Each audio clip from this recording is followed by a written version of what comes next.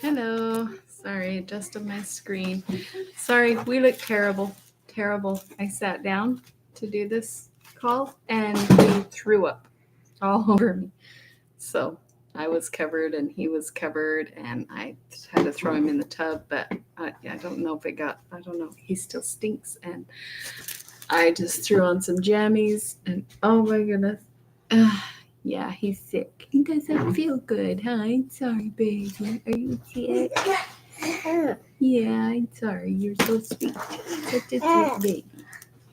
Oh, he's not feeling good, but he sure has been sweet. Anyway, kind of the perfect end to a terrible day. So I'm really grateful it's almost over. Maybe tomorrow will be better. Terrible day. You know, when you have one of those days where everything, the whole day, is just awful. Yeah, that was today. And yesterday, too, kind of. Yeah. We're on a roll. Send me good wishes. So, welcome back to the channel. I guess I should have said that first, huh? Thanks for stopping by the Story Corner. It's story time. It's also my daughter's birthday. Shout out, Mandy. Happy birthday, March 24th. I love you so much. She's 19. She's beautiful. I'm glad you guys can't smell it. Yeah, it's bad. Like, ew, it was bad. Anyway. Hey, you can't have those. No, hey. Okay, that's scary. Thank you. You want this one? You can take this one. I don't think that one works. Anyway, yeah, welcome to the channel. Story time. Hopefully story time will be the best part of my day. I mean, it has to be. It couldn't get worse. I shouldn't say that. It can always get worse. Letter 16. So we did 15 last time. Yeah, 16 this time. But she's going to go meet her father for the first time in her life. And she's 18, 19, 17, 18. I can't remember. She's young, but I mean, almost close to her 20s. I don't remember exactly how old she is. She's never met her father. You know, he denounced her mother and he never claimed her. And so she's about to go meet him for the first time and find out what's going on. And then if you remember, the Mr. McCartney is her half brother. And then there's this other girl that's claimed it as his daughter. And so she has no idea what's happening. And Lord Orville proposed to her. So, and then she, when he said, well, will you write to me? Because she can't tell him really what's going on yet. And she said, I'll tell you all, but I can't right now. And he said, well, will you write to me so that I'm not worried about you? You know, and she's like, oh, you can't expect me to write to you again after the last time. He's like, what are you talking about? Anyway, he said, I've never got a letter from you. I've never received or written a letter. And she's like, what? Yeah, you did. And he's like, no, I didn't. So now she doesn't know what's going on with that. Anyway, so yeah. So we're going to find out. You know, meanwhile, back at the ranch. Oh, what's the matter? Did it scare you? I'm sorry. He doesn't have any clean clothes because he threw up and I was doing laundry. So he's just kind of naked in a diaper. What did you do? What did you do? Oh, it's rough. It's a rough day. Oh, I'm sorry. I'm sorry you're sick. You just want to snuggle. You're precious. I love you. Mom, does he have a fever or a cold? He's been real tired and listless today, and then he just threw up, and he actually doesn't feel fever, but he always feels hot. He always feels like he has a fever. What are you doing? What are you doing? So he always has a fever? Yeah, his head is always hot all the time. He just runs hot. Hi. Are you sweet even if you're sick? Huh? Yeah, you're so sweet. Okay. Now you can't be noisy, Muffin, because I'm reading. Okay. Letter 16, Evelina in continuation. Clifton, October 7th. You will see, my dear sir, that I was mistaken in supposing I should write no more from this place, where my residence now seems more uncertain than ever. This morning, during breakfast, Lord Orville took an opportunity to beg me in a low voice to allow him a moment's conversation before I left Clifton. May I hope, added he, that you will stroll into the garden after breakfast? I made no answer, but I believe my looks gave no denial, for indeed I much wished to be satisfied concerning the letter. The moment, therefore, that I could quit the parlour, I ran upstairs for my calash, but before I reached my room, Mrs. Selwyn called after me, "If you are going to walk, Miss Anville, be so good as to bid Jenny bring down my hat, and I'll accompany you." Very much disconcerted, I turned into the drawing-room without making any answer, and there I hoped to wait unseen till she had otherwise disposed of herself. But in a few minutes the door opened, and Sir Clement Willoughby entered. Starting at the sight of him, in rising hastily, I let drop the letter which I had brought for Lord Orville's inspection, and before I could recover it, Sir Clement, springing forward, had it in his hand. He was just presenting it to me, and at the same time inquiring after my health, when the signature caught his eye, and he read aloud, "Orville." I endeavoured eagerly to snatch it from him, but he would not permit me, and holding it fast in a passionate manner, exclaimed, "Good heaven, Miss Anville, is it possible you can value such a letter as this?" The question surprised and confounded me, and I was too much ashamed to answer him.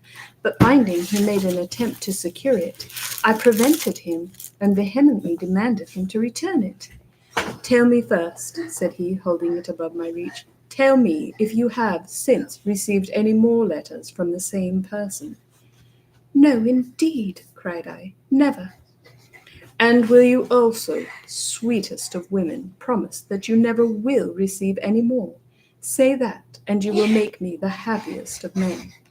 "Sir Clement," cried I, greatly confused, "pray give me the letter." "And will you not first satisfy my doubts? Will you not relieve me from the torture of the most distracting suspense? Tell me but that the detested Orville has written to you no more." "Sir Clement," cried I angrily, "you have no right to make any conditions, so pray give me the letter directly." "Why such solicitude about this hateful letter? Can it possibly deserve your eagerness?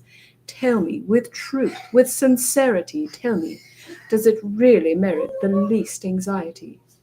"No matter, sir," cried I in great perplexity.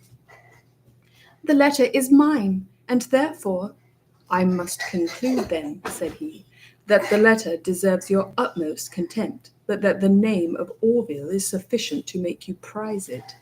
"Sir Clement," cried I, colouring, you are very much— "The letter is not—" "Oh, Miss Anville," cried he, "you blush, you stammer. Great heaven, it is then all as I feared."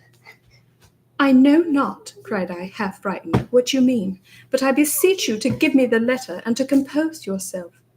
"The letter," cried he, gnashing his teeth, "you shall never see more. You ought to have burnt it the moment you had read it." And in an instant he tore it into 1,000 pieces. Alarmed at a fury so indecently outrageous, I would have run out of the room, but he caught hold of my gown and cried, "Not yet, not yet must you go. I am but half mad yet, and you must stay to finish your work. Tell me, therefore, does Orville know your fatal partiality? Say yes," added he, trembling with passion, "and I will fly you forever." "For heaven's sake, Sir Clement," cried I, "release me. If you do not, you will force me to call for help." "Call then," cried he, inexorable and most unfeeling girl. "Call, if you please, and bid all the world witness your triumph. But could 10 worlds obey your call, I would not part from you till you had answered me. Tell me then, does Orville know you love him?"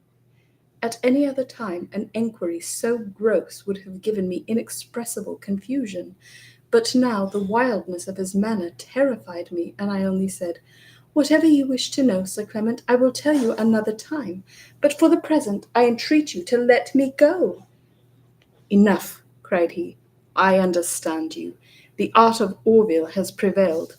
Cold, inanimate, phlegmatic as he is, you have rendered him the most envied of men. One thing more, and I have done. Will he marry you?" What a question! My cheeks glowed with indignation, and I felt too proud to make any answer. I see how it is, cried he after a short pause, and I find I am undone forever. Then, letting loose my gown, he put his hand to his forehead and walked up and down the room in a hasty and agitated manner. Though now at liberty to go, I had not the courage to leave him, for his evident distress excited all my compassion. She's so sweet. Even after he's been so terrible, she's worried about him because he's so stressed out. Oh, what's the matter, baby? You just don't feel good, huh? I'm sorry you sick. I'm sorry you don't feel good. I'm sorry. It's tough, and you stink like poop. You stink so bad you smell like vomit. We have to go clean you up better. I kind of ducked him in the tub really fast, but he still stinks. I must not have got it out of all the crevices. But behind your ears and in your hair, huh? I love you.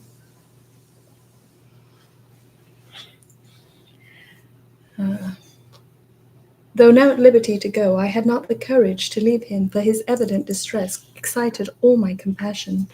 And this was our situation when Lady Louisa, Mr. Coverley, and Mrs. Beaumont entered the room.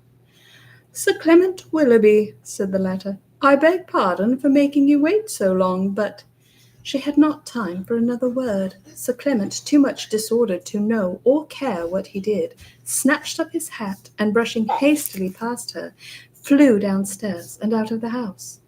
And with him went my sincerest pity, though I earnestly hope I shall see him no more. But what, my dear sir, am I to conclude from his strange speeches concerning the letter? Does it not seem as if he was himself the author of it? How else should he be so well acquainted with the contempt it merits? So he's the one that wrote it, not Lord Orville, the rude, disrespectful letter. Neither do I know another human being who could serve any interest by such a deception. I remember, too, that just as I had given my own letter to the maid, Sir Clement came into the shop. Probably he prevailed upon her by some bribery to give it to him, and afterwards by the same means to deliver to me an answer of his own writing. Indeed, I can in no other manner account for this affair. O Sir Clement, were you not yourself unhappy, I know not how I could pardon an artifice that has caused me so much uneasiness. His abrupt departure occasioned a kind of general consternation. Very extraordinary behaviour, this, cried Mrs. Beaumont. Egad, said Mr. Coverley, the baronet has a mind to tip up a touch of the heroics this morning. I declare, cried Lady Louisa, I never saw anything so monstrous in my life. It's quite abominable. I fancy the man's mad. I'm sure he has given me a shocking fright. Soon after, Mrs. Selwyn came upstairs with Lord Merton. The former, advancing hastily to me, said, Miss Anville, have you an almanac? Me? No, madam. Oh, sorry. I didn't know. It was Mrs. Selwyn who said that. Oh, is it falling down? There, I got it. Hey, it's okay.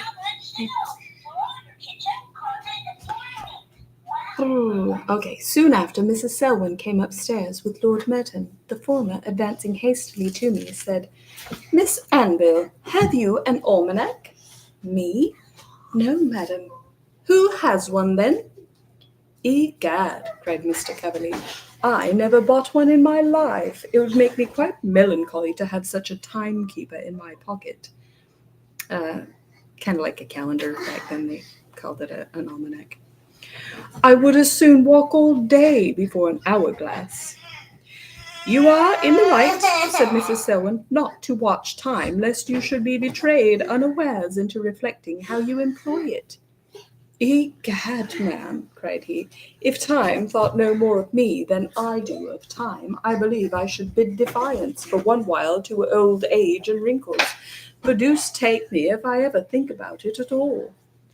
Pray, Mr. Coverley, said Mrs. Selwyn, why do you think it necessary to tell me this so often? Often, repeated he. Egad, madam, I don't know why I said it now, but I'm sure I can't recollect that I ever owned as much before. Oh, I'm sorry. Did you bump your Oh, I'm sorry. I'm sorry. You just don't feel good, huh? You're just sick. Just don't feel good. You want to get down? You want to get down? You want mama? I'm sorry. I'm sorry, baby. Owned it before, cried she. Why, my dear sir, you own it all day long. For every word, every look, every action proclaims it. I know not if you... Hopefully, we can just finish, baby. Here, I got you. You okay? There. Are you comfy? Oh, let me see. Oh, there's still a lot. Oh, like a lot. Okay, that's a really long chapter. You know what? He is so very sick and miserable. I am going to end it here tonight. And we'll probably pick up tomorrow. I do have, let's see, tomorrow's Tuesday. Yeah, I'll pick it up tomorrow. And we'll finish this chapter and we'll do a little recap because he is just so sick and miserable. Okay, baby. I'm sorry. Okay. We will catch you next time. Sorry, right in the middle of a chapter, but baby matters more than story time, huh? Yeah. So we go. You want to say bye-bye? Bye-bye. Good night. Oh, I'm sorry. Okay, I'm going to go take care of my baby. Thank you for taking the time. We will finish the chapter tomorrow. And I appreciate everybody who takes the time to come spend a few minutes with us for story time. I'm going to say bye. Oh, you're so sweet. I love you. Good night. Bye-bye. We'll see you next time. Thanks for stopping by. Bye-bye. You gonna smile, huh? One little smile? No? Yeah? You gonna smile? Okay, I love you. All right, good night. Oh, that was Kayla's fingers over the camera saying good night. Okay, there you go. Bye-bye. Okay.